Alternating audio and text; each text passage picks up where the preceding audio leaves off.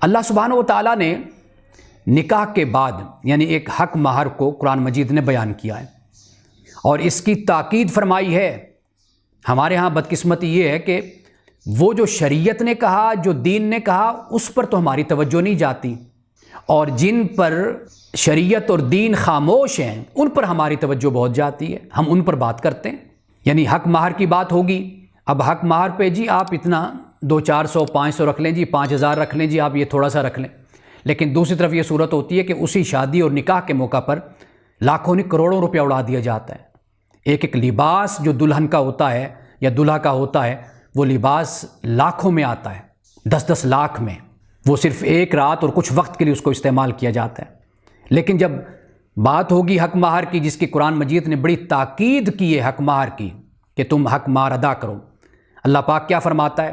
یعنی اگر ہم لونڈیوں کے حوالے سے بھی بات کرتے ہیں تو اللہ پاک فرماتا ہے فَانْكِحُوهُنَّ بِإِذْنِ أَهْلِهِنَّ، کہ جو ان کے اہل ہیں، مالک ہیں، ان کی اجازت سے تم ان سے نکاح کرو۔ وَآتُوهُنَّ أُجُورَهُنَّ بِالْمَعْرُوفِ، اور ان کا جو حق مہر ہے وہ معروف طریقے سے تم ادا کرو۔ یعنی جب عرب کے معاشرے میں، مدینے میں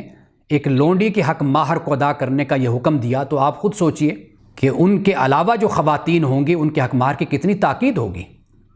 وَآتُوا النِّسَاءَ صَدُقَاتِهِنَّ نِحْلَةً، اور یہ فرمایا کہ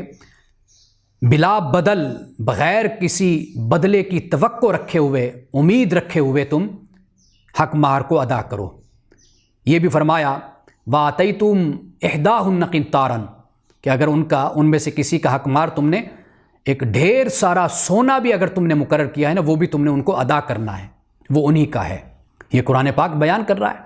تو ہمارے ہاں کیا ہوتا ہے کہ جو ذمہ داریاں دین نے ڈالی، قرآن نے تاکید کی، حکم دیا، ان سے ہم نے نظریں پھیر لیں، اور جن پر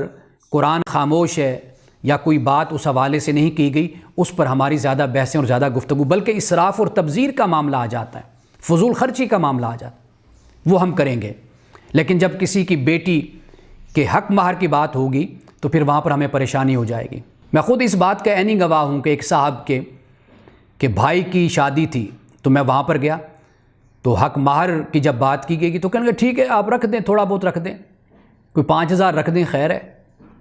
جب اسی صاحب کی بیٹی کی شادی تھی، میں اس وقت بھی موجود تھا کئی سالوں کے بعد،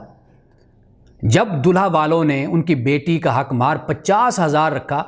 تو وہ صاحب بڑے پریشان پھر رہے تھے کہ یہ تو بہت غلط بات ہو گئی کہ صرف 50,000 میری بیٹی کا حق مہر رکھا ہے، میں برادری میں یا لوگوں میں کیا منہ دکھاؤں گا، کیا بات کروں گا۔ پریشانی ان کے چہرے سے ٹپک رہی تھی، اور پھر دوستوں نے اس کو تسلی دی کہ خیر کوئی بات نہیں ہے، 50,000 خیر ہے۔ یعنی جب اپنے بھائی کے نکاح کے وقت کسی کی بیٹی کو لا رہے تھے، اپنی بھابھی کو، تو وہاں پر جی آپ 5,000 رکھ دیں، اور جب اپنی بیٹی کو رخصت کر رہے تھے تو اس وقت حق مہر کی یہ فکر تھی، اور چہرے سے پریشانی بالکل نمایاں اور نظر آ رہی تھی کہ وہ اس بات کو محسوس کر رہے ہیں کہ میری بیٹی کو اس طریقے سے انہوں نے ٹریٹ کیا، یہ حق مہر مقرر کیا میری بیٹی کا۔ تو یہ ہمارے ہاں یہ بھی ایک دورے معیار ہیں، ہماری سوسائٹی میں دو رخی پالیسیاں ہیں۔ اپنی بیٹی کے لیے کچھ اور معیار ہوتا ہے بہن کے لیے، اور دوسرے کی بہن اور بیٹی کے لیے ہمارا دوسرا معیار ہوتا ہے۔